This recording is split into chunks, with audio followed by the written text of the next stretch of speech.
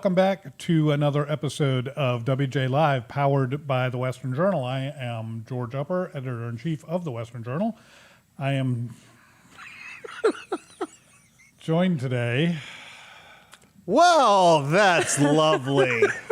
I am joined today by associate video editor Jonah Ibarra and deputy managing editor Josh Mann. We would, right off the top this morning, we would like to, or this afternoon, we would like to announce some staffing changes in the booth. We also today actually have a very special guest, the frog in my throat, which I'm sure will be making a number of appearances throughout the show. So we're watch out, they may have a graphic for that too. Yeah, we're looking forward to that as well.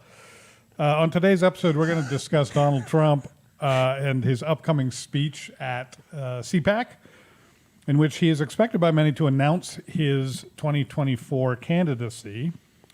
We'll see. We're now doing it 4 years out, folks. Yeah, 4 years out.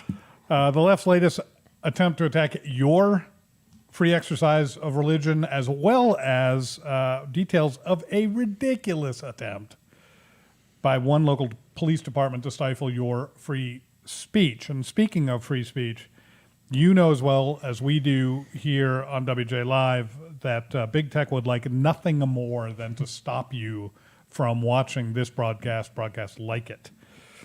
You can help combat that censorship right now, today, by subscribing to WJ Live on our YouTube channel. So if you're watching us there now, great. If not, it's easy to find, youtube.com/WJ Live. Click the subscribe button and click the bell so that you'll be notified, at least for now, of any new episode that we post there. Now, they'll probably stop letting you do that at some point, frankly. But for now, you can show your support of WJ Live. You can show your interest in news and commentary from a distinctly Christian conservative point of view by subscribing there on YouTube today. And we thank you very much for your support there. Of course, none of us is going to have the right to exercise free speech if the Merseyside police get their way. Merseyside police. Wokeness has struck again, folks. And it's funny, you know, you put a story like this together. I work in our assignment desk, and so we go out and we look for the kind of stories that the Western Journal is going to cover. And you cover a story like this about a police department. You know, we normally try to cover the police really positively. We are pro-police. We love what the police do. Tell the stories that the mainstream media doesn't want to tell. Exactly. The mainstream media loves it when the police mess up, when they shoot somebody, when they do the wrong thing. Lots of times the police do unbelievable work and the media never report it, so we like to. But this was a case where the police messed up so badly that we did want to report it. Now, the good news, this is not stateside. This is in the UK. This is the Merseyside. Well, yeah. If you're watching from the UK, sorry. I would stay out of Merseyside if I were you. Merseyside, England. Police officers in Merseyside, a metropolitan county of nearly 1.4 million people near Liverpool. Those police officers trucked around a mobile billboard stating that, quote, being offensive is a crime. The article partially, pardon me, the police went on later to apologize for making up the law as they go along, which I like. The message was accompanied with a rainbow flag and had text that read, the Merseyside police stand with and support the LGBTQ plus community. Now, essentially, what happened is the Merseyside... Sounds like a streaming network. Well, it does. Yeah. Like that's where yeah, so there's the standard one that started... Yeah, there's the standard one that started all of it, right. And then for $7 a month, exactly, you can get the plus one, and that has got all of the greatest LGBTQ hits right. of the last 40 years. Yeah, exactly. Yeah. That sounds like an excellent bargain. I'm trying to think of the name of the remarkably gay sitcom from NBC, and then Deborah Messing was in it, and Eric, what's his name? And I keep wanting to say Dharma and Greg, which is completely not it. Anyway, yeah, it turns out the LGBTQ plus Somebody station, will comment and tell us the name of that. it's show. nothing but that show. Anyway. So what these woke cops did is they got themselves a truck with a billboard in it, put a sign up that said, being offensive is an offense. Being offensive is an offense. Now, it's perfectly fine sentiment as far as useless sentiments go. The problem is when you have the police telling you something's an offense, you don't think of it as offensive. You think of it as an offense against the law. Right. It's a crime. A crime, exactly. This led to the Merseyside Police Department having to issue, the superintendent, he had to issue a tepid public apology saying, we would like to clarify. Now, again, the sign said, being offensive is an offense. We would like to clarify that being offensive is not itself an offense. That was the clarification. We'd like to clarify that the entire polar sign was opposite is wrong. true. Yeah, it's not just wrong. It's 180 degrees wrong. It's completely wrong. It's wholly untrue. It is the opposite of truth. So, so fellas, let's say that the A little state clarification. supported this. Let's say that the state actually was behind it. Thank heavens they weren't. It's only a matter of time, I think, until they probably are. But they support it. They just can't. Yeah, Publicly support it. the power, the color of law is not behind it yet. Right. So, what are the consequences then of putting the power of law behind a sentiment like this? What happens if it becomes a criminal offense to be offensive? Best case scenario, in my opinion, is it is a prohibition like ridiculousness. Where And then literal speakeasies. you know what prohibition Safe did? It spaces turned half the for country free speech. into Criminals. lawbreakers, into criminals, right? And so totally undermined respect for the law because there was a very small percentage of people who were in support of this, a very small but vocal percentage of American people who were support of prohibition, pushed for it, got it put in place, and turned a huge swath of their fellow countrymen into lawbreakers. In my opinion, best case scenario for something like this is it's patently ridiculous on the face of it, right? It is the sign being offensive is an offense to me. That's all I have to say to burn the sign down. That's it. I'm done. Logic over, right? That is so clearly ridiculous. You don't have to have a training in classical rhetoric to understand how patently foolish on the face of it that is. So I'd like to think that were that to get the patina of law behind it, you're welcome. That the response from the American people would be laughter. And I remain cautiously optimistic that the American people are capable of that kind of response. Jonah, you're one of the most offensive people in the newsroom. Clearly. As one of the most offensive people in the newsroom, what do you think about this? Well, How would your being outlawed affect you? I'm already told to shut up or be quiet enough anyways, so I already feel as though I'm being oppressed. My freedom of speech has Mission been accomplished. Jonah was an intern just not that long ago. So. yes, I was told to be quiet because I was an intern. No, it's it flies directly in the face of the First Amendment. I kind of agree with you, George.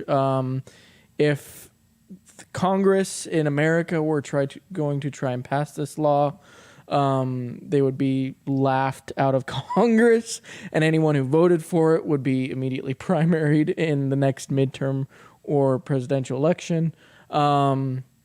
And thankfully it did take place in Britain. And thankfully we split from them in 1776 and never looked back. I think, that's a good response. You guys are a little more optimistic on this, I think, than I am, because it seems to me that a real test of how much of this people are willing to tolerate is biological men in female bathrooms. And we seem to have stood by and just kind of decided more or less that, okay, we're going to tolerate this. And so I don't know. I worry about this. The thing I like about it, you were talking about the logic of it, a different angle on that argument is I kind of like the idea of this because I think the leftists, the identity politics people, I think they are going to trip over this before anyone else. Because remember, if you're an intersectionalist, remember, you can belong to as many oppressed groups as you want, but one of those groups you're in is going to have an advantage over the others. Sure. Which is then going to mean, yes, exactly. You're either better educated or you're, you're older. You have more experience. You're younger. You've got youth on your side. There are lots of different dimensions you can look at. And so immediately, anyone, if you just lay an oppression matrix over them, is oppressive, which makes them offensive, which means the left should instantaneously actually be convicted of breaking the law under a scheme like this. Won't actually happen, but it's just an interesting thing to think about. So let me ask you another question. These cops who did this, do you think that they just thought, oh gosh, this is a nice sentiment, like so many people do who do things like this, and we'll do a nice thing, and hey, we want everybody to be nice to each other, and niceness is nice, so we'll make our little sign and we'll go out there and stand around and show it off? Or do you think they're true believers? Do you think they really think, you know what, if you say something that offends me, you should pay a price for it? What do you think it is? You think they're just going along, or you think they actually believe it? Well, I have to go based off of the way that Britain itself is currently. And they seem to be more in step with the idea that they do truly believe it. And you can also look at Canada. We just did a story about a pastor who was arrested in his church, taken away in handcuffs for preaching. And so this idea that that speech is offensive, that your very being, your very beliefs are offensive to me, therefore you should be punished. You should be punished under the law. That points to me that these police officers in Merseyside truly do believe this. And whether that's a thing of brainwashing or they truly do believe this, that's kind of up to them as individuals. But just based off of everything that I've seen, they seem to truly believe this, because they might think, oh, this is nice, like we're just trying to put niceness out there and put out good feelings, good vibes or whatever. But that they are police officers. Therefore, when they put on the uniform, when they're wearing the uniform, they are presenting a certain side of things, a certain side of politics. And it seems like they took that into account when they made this sign and decided to drive it around this county of 1.4 million people. As much respect as I have for police officers or any first responders, they aren't any smarter than any other group of people on average, right? They're just human. Cop hater. Shut up. And you just oppressed him. We spend all day oppressing one another, Josh and I do. That's true. So I'm going to sort of hedge my answer, I guess, Josh, because I believe that they believe what they're saying. Most people will, give you all kinds of lip service, but to actually take action, they're taking action on something they believe. So I think that's accurate. That doesn't mean they've thought about the implications of what they believe. Yeah. Most of us believe things that are really dumb, right? Yeah. Even smart people believe things that are just really dumb, not because they're incapable of thinking about that proposition, but because they have not thought about that proposition. And so my guess would be, if you sat down and talked with these guys and said, that sign offends me, now what are you going to do? You'd get deer in the headlights, because they never even thought about that possibility, the possibility of some contradiction to their thinking. That's good. Yeah. So freedom of speech to freedom of religion, we have a bill most likely going to pass this week in the House called the so-called Equality Act. And the Western Journal's own Randy DeSoto did a great piece on that. I think it came out this morning. You can go to westernjournal.com. It's called Legal Expert Offers Sobering Warning About Equality Act's Impact on People of Faith. That's quite a title. So if you just go to westernjournal.com, search legal expert, it'll be the top result. I checked. So easy to find, great read, goes into a number of the possible permutations of how this bill can turn out and what it will do. Essentially what it will do, as written, it would amend the 1964 Civil Rights Act to prohibit discrimination on the basis of gender identity and or sexual orientation. Now, we're not going to be in favor of this act, but one man who is the man currently residing in the White House, Joe Biden, clearly in support of the so-called Equality Act. We have a tweet from him, I believe. The Equality Act provides long overdue federal civil rights protections for LGBTQ plus, there we go again, Americans. Nobody's happy with just the standard LGBTQ Americans. They'll have to be plus now. Preventing discrimination in our housing, education, public services, and lending systems.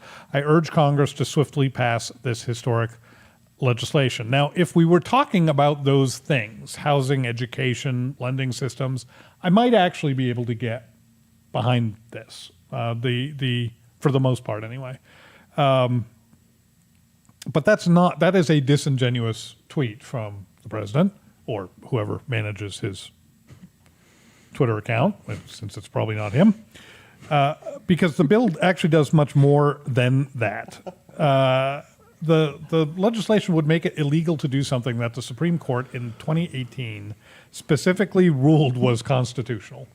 So you guys will remember over the past several years, there have been a number of cases about florists, bakers, et cetera, not wanting, photographer, I remember one, not wanting to serve same-sex couples who are getting married, claiming it was a violation of their religious beliefs. I'm not going to do a wedding cake for this gay wedding because I believe God created marriage to be between man and a woman. And so the Supreme Court in 2018 sided with one of those folks, in this case a baker, and said, no, you have the constitutional right to refuse service. Mm-hmm. The left, the following year, came up with this wonderful bill in 2019, which passed the House, went nowhere in the Senate. It's expected once again to pass the House this week under new Congress, obviously. And we'll see where it goes from there. Experts, legal experts from actually all sort of across the map are warning what a disaster this bill is. Denise Harrell from the Alliance Defending Freedom, which is a great organization, said the Equality Act treats people of faith as second-class citizens, which is exactly what it does. It establishes one person's rights, their right to identify as whatever gender they want to, which I would argue they could do. I think it's stupid, but they could do it. Their right to profess a particular sexual orientation. Those rights are enshrined as more important than the religious rights of people who would not want to support those activities. I don't care if you want to identify as a man or a woman or a Martian or the frog in my throat. It does not matter to me. There is this principle of live and let live that has been foundational to this country for hundreds of years that the left just is tearing apart. Douglas Laycock, a law professor at the University of Virginia, said this: we ought to protect the liberty of both sides to live their own lives by their own identities and their own values, which is all the right wants. The left loves to paint the right as trying to cram religion down their throat. And, you know, you got to be a Bible thumper like me, you know, and it's the right doesn't want. Are there people who want that? Of course there are. There are wrong people on every side of every argument, but that's not what a conservative wants. That's not what the right wants. The right wants to be left alone and wants you to have the right, wherever you stand, to be left alone. This Equality Act does just the opposite. You cannot be left alone. You will be forced to provide services to any occasion under any situation that they decide they want to ask you for services for. What drives this legislative behavior by the left? As I was reading Randy's piece today, I thought, this is really interesting. I understand, LBJ was said to have had some sort of, what shall we say, dishonorable or questionable, at least, intentions regarding the passage of the Civil Rights Act, right? He saw this as a way to lock down the black vote in perpetuity. And I can, whether or not that's a good thing to do, I can understand that it's a practical thing to do. I could see how that could be a smart political move to do that.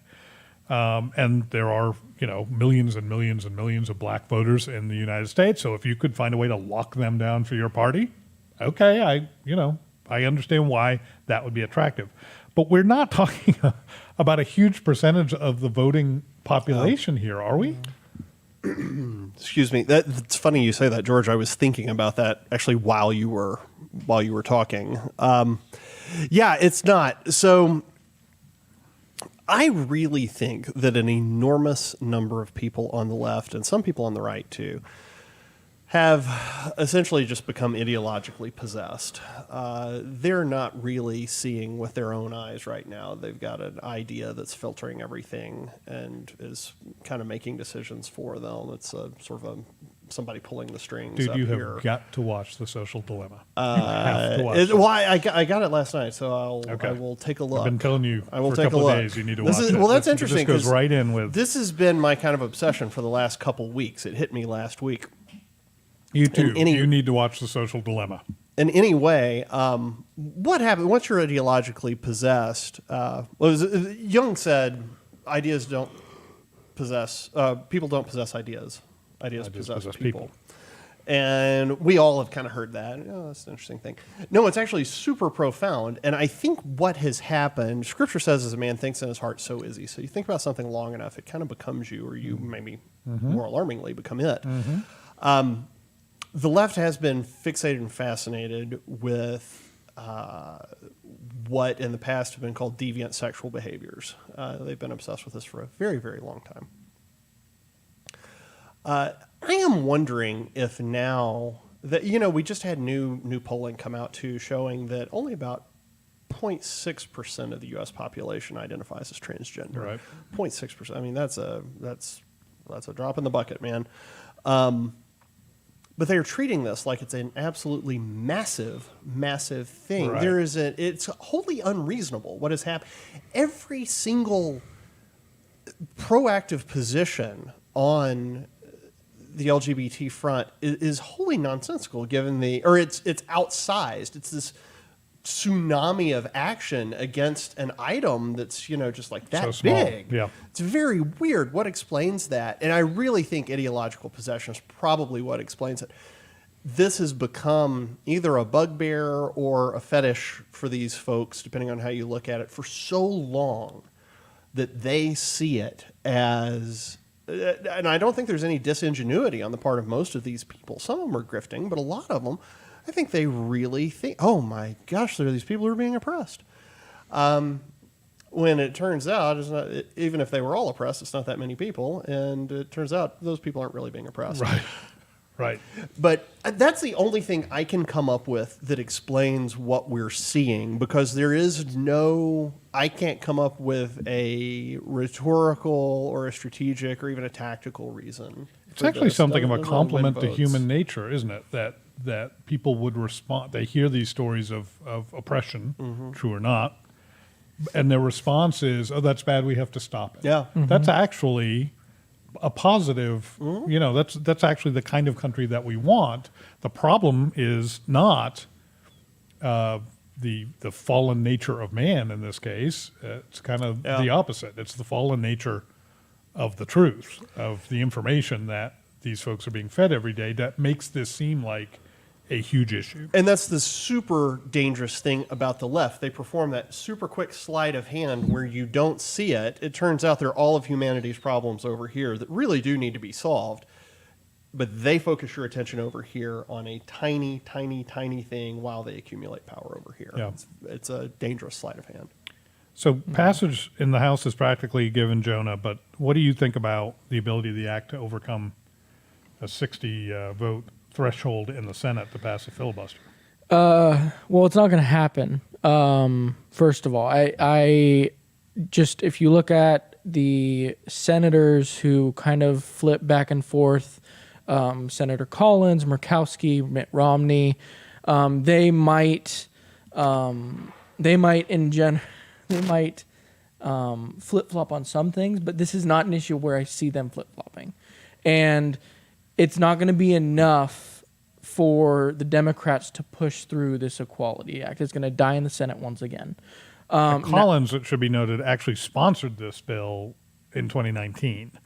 Really? I did not know that. Yeah. So I don't know. I have not seen any word on sponsorship in the Senate for this version. But I'd expect Romney, for instance, who is a, fairly conservative theologically guy. He's a Mormon. To have problems with it at least. Yes. So, Manchin surely will. I would expect you can't go Manchin back would. home No. to West and Virginia. have, No. and have supported that. Yeah, so I don't think it will get past the Senate filibuster. And I know one of the questions that kind of follows with that is, well, does this mean that the Democrats, because they are currently the party in power, are going to face more pressure from their base, from their voters, to end the Senate filibuster? Right. Now, we've had Joe Manchin and even Kyrsten Sinema, a senator here from Arizona, come out and say that they would not support ending the Senate filibuster, which is very encouraging. And we also know that no Republicans would jump on board with ending the Senate filibuster either, because that would then lead to the Senate essentially becoming meaningless. There would be no check and balance between the Senate and the House and the executive branch. And so I think they've already been facing that pressure. We've seen that argument of, well, will they end the Senate filibuster? Should they? We've been seeing that since before the 2020 election, when Joe Biden refused consistently, many, many times, to say one way or the other whether or not he would support or go against a Senate filibuster. He still has not answered that, by the way. We still do not have a solid response He from has the President of the United States. for that for him. Either way, he's going to annoy somebody in his party. So, No. it's hard for him to answer that one. Yeah. All right, we did freedom of speech. We did freedom of religion. One man who is struggling to exercise his freedom of speech is our former president, Donald Trump, who can speak all he wants, but he's not being covered by much social or establishment media at this point. And therefore,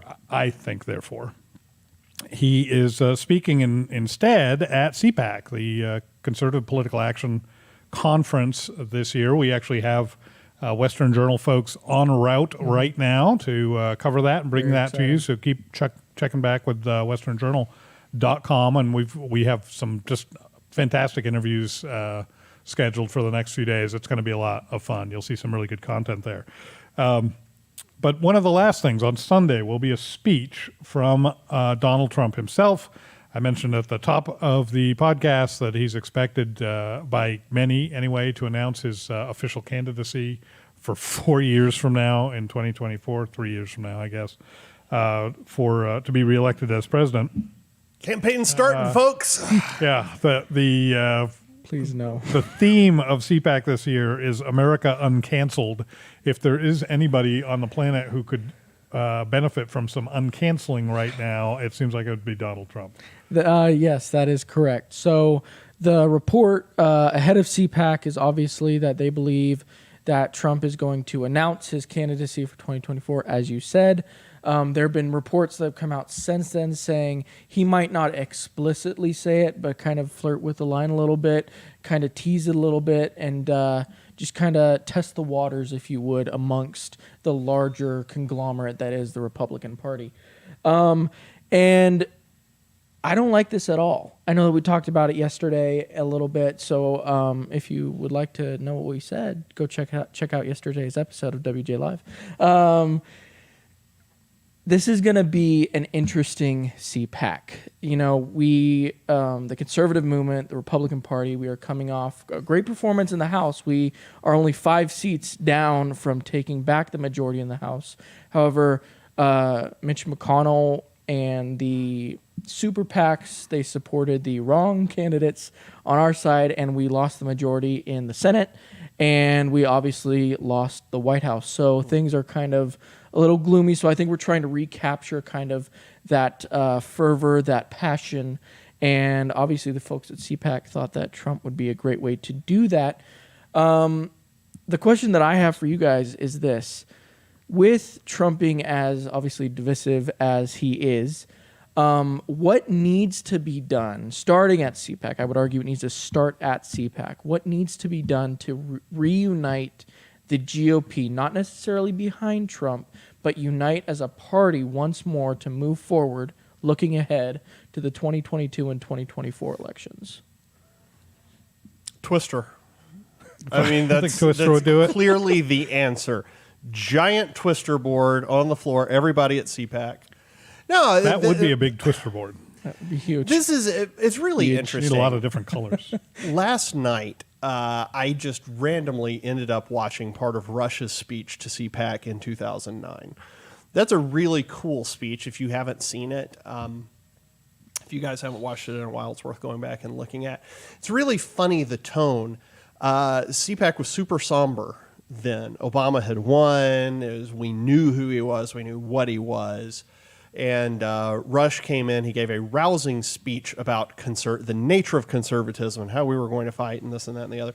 And it looked like the GOP really needed that shot. I remember that. We needed that shot in the arm after that because it felt like, oh my gosh, what are we going to do? Yeah. I don't feel like that this time around. And maybe other folks do. Maybe you folks watching do. I hope you don't, because that's a hard way to feel.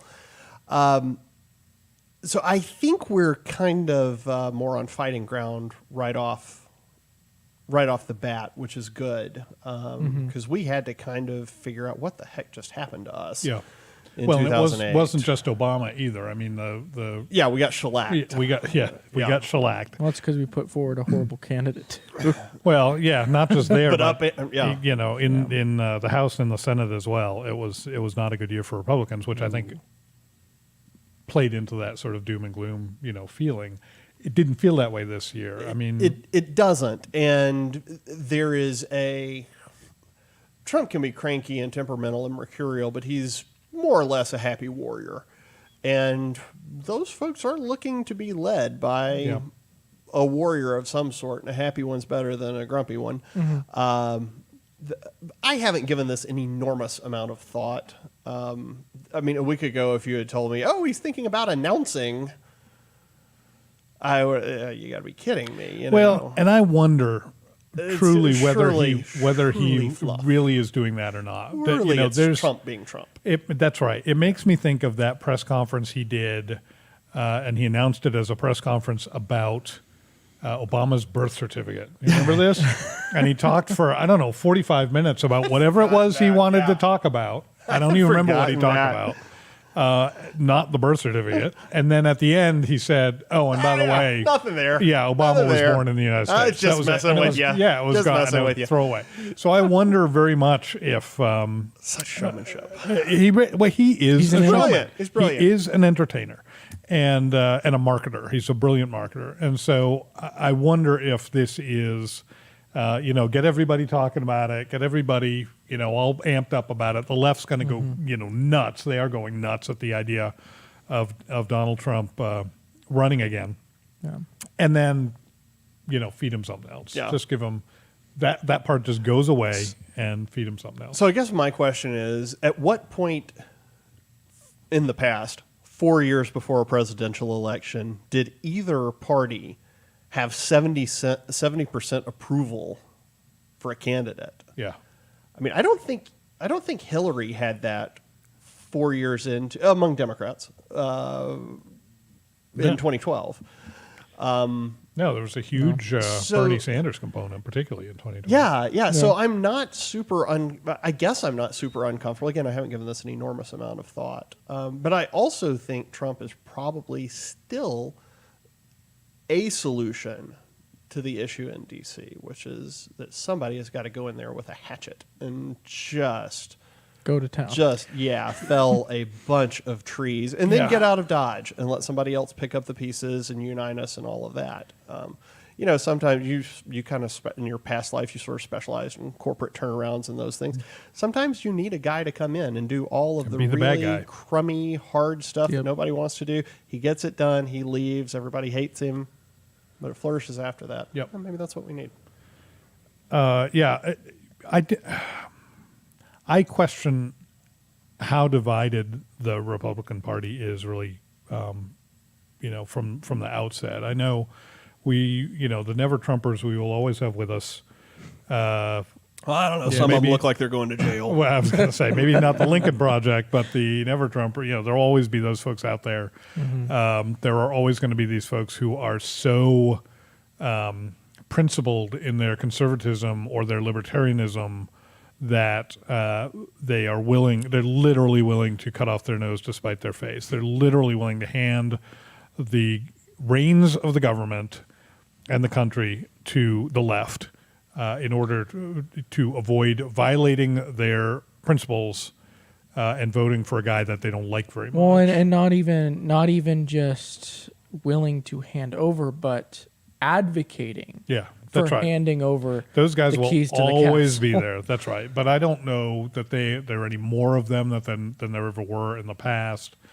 I do think what it's going to take, though, to win in 2024 is a level of unity that we did not have this past year. Mm-hmm. And the only way that happens is if somebody gives some ground. Now, that can be Donald Trump saying, you know what, I had my shot at it. I'm not going to do this again. And I'm not saying he should do this. I'm just saying this is one way it could work. Mm-hmm. I would love to see whoever, Nikki Haley as our next president, whoever he might pick, Mike Pence, whoever he thinks is the right guy. Let him become sort of the kingmaker, right? Or for somebody who represents the Nikki Haleys and the Never Trumpers and the, McCains of the world to say, you know what, Donald Trump and I have some issues and we don't see eye to eye on a lot, but we got to beat Joe Biden. And if Donald Trump is the guy who can beat Joe Biden, I am all in. I don't care which of those happens, really. But I think for us to build a level of unity that's useful and sustainable for 2024, somehow these people have to sit down at a table and say, okay, who's going to do that? Who's going to give what? And I completely agree with that. I think, what you both said about you don't think the Republican Party is as disunited, as split as a lot of the media are saying, which obviously the mainstream media is going to want to run with that. If the mainstream media is saying it, it's obviously not true. That's the exact opposite. The first place to start is the establishment media is telling you that Republicans are divided. Republicans are more united than ever in the history of man. That's the better way to bet. What was we saw on social last week? Somebody had posted the mainstream media and Big Social is lying to you, and there was a fact check on it. This is not true. That's right. Yeah. Yeah, exactly. So, I mean, that's the way to bet is that whatever the establishment media is telling you is maybe not like 180 degrees opposed to the truth, but they're not telling you the whole truth. No. And I, like I was saying, I totally agree with you guys. I don't think it's as split as the mainstream media is claiming. I think if anything, if you look at the Democrat Party, they are more split in terms of ideological lines, where you have the Joe Manchins, the Kirsten Cinemas, the blue collar centrist versus- They Democrats. still have versus- Democrats versus leftists. That's yeah. right. Yes. And that's, and that's a good thing for the country too. Actually, some of those people may be savable, Exactly. Sure. Exactly. And salvageable ideologically. it's going to be interesting. I guess you could call me a futurist, much like Tony Stark is. And I do like to always look. think of you and Tony Yeah, together. yeah. Said no one ever. And I'm looking to 2022 and 2024, and I'm excited. I'm excited because I do think at the end of the day, the Trumpists, the neocons, the conservatives, the libertarians, all of these different kind of subgroups that make up the conservative movement, the GOP, the Grand Old Party, the Party of Lincoln, not Lincoln Project. I think that at the end of the day, they're going to come together, they're going to sit at a table and say, listen, we are willing to give away this, but you have to give us this. And I think they will come together and create a platform that will be widespread enough to include enough for what all of them want so that they move forward as one united front against not necessarily the Democrats, because Josh, I completely agree with you. There are so many Democrats, I think, that are savable. The centrists who, they don't agree with the crazy leftists. They don't agree that you should be teaching critical race theory and transgender rights to kindergartners. But I think they're just silent. And I think that if we present as the GOP a united front and we say, listen, we are for common sense, we are for common sense solutions to issues that aren't like little specks of dust that we can get you to focus on, but the actual root of the issues, I think that will draw the Christian Cinemas, the Joe Manchins, those type of Democrats to our side so that we unite and present a united front in the future elections of 2022 and 2024. We just have to find the right candidate. I hope you're right about that. That certainly could happen. It would be lovely to see that happen. What that requires is people to put aside their own agendas and say what's the best for this country. And that is a hard thing to find. The people Absolutely. who are capable of being elected do not. That means they have serious egos, right? To be able to put yourself out there like that, you have to have a serious ego. And to have a serious ego and be willing to then set that aside for the good of the country is a rare trait. One of the few men actually that I can think of that I think has done that fairly well is Donald Trump. For all his faults, I think he does love his country. I think he was willing to kind of suffer for 4 years just under blistering attack day after day after day and lose, I think, the number that I read was he was worth $2 billion less when he left the White House than when he entered. Yeah. Who else has ever done that? And not only that, but he gave away his yearly salary. Yeah, exactly. Every Which was year. that was a pittance anyway compared to what he already had. But yeah. One thing Donald Trump did do very well was bring in new voters to the Republican Party and people who just had not been politically active. And what those people need to do, and maybe you are one of them, I'm sure you know some of them, is educate themselves about the issues, about policy, about how government is supposed to work. That is why the Western Journal is here, to equip people with the truth. The Western Journal equips readers, WJ Live equips listeners with the truth so that you can engage in your civic duty, voting well, talking to others civilly. I'm not talking about yelling on Twitter. In fact, my recommendation would be delete it. That's not effective. You never changed anybody's mind. You're never going to on Twitter or on social media. Get equipped so you can actually have conversations with people, and we want to help you do that. And you can help us help you by going to westernjournal.com/newsletters. That's really easy to remember, westernjournal.com/newsletters. There you'll see a number that you can sign up for. I think there are 5 listed there total, and I'd recommend you sign up for all 5 of them. They're all good.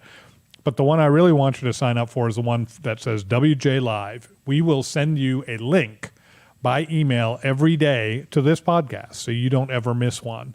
And we will continue to do the best we can to educate and equip our viewers so that they can have those conversations, they can engage, and they can do the right thing. That's all the time that we have for here on WJ Live today. Thank you, Josh and Jonah, for being here. Was a good conversation, and we're going to do it again tomorrow. In fact, we do it every day here, 5 p.m. Eastern, 2 p.m. Pacific, Monday through Friday. WJ Live, powered by the Western Journal. We'll see you next time. Exposition, which is essentially a world fair. Which Time to go. and she was also historic.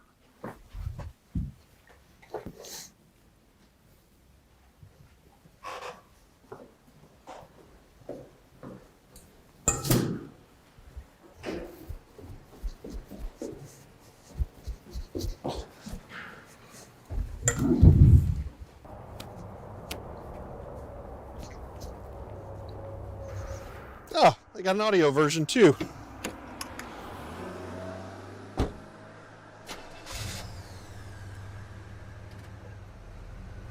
And she was also historic for being the first kind of living trademark of the advertising world. So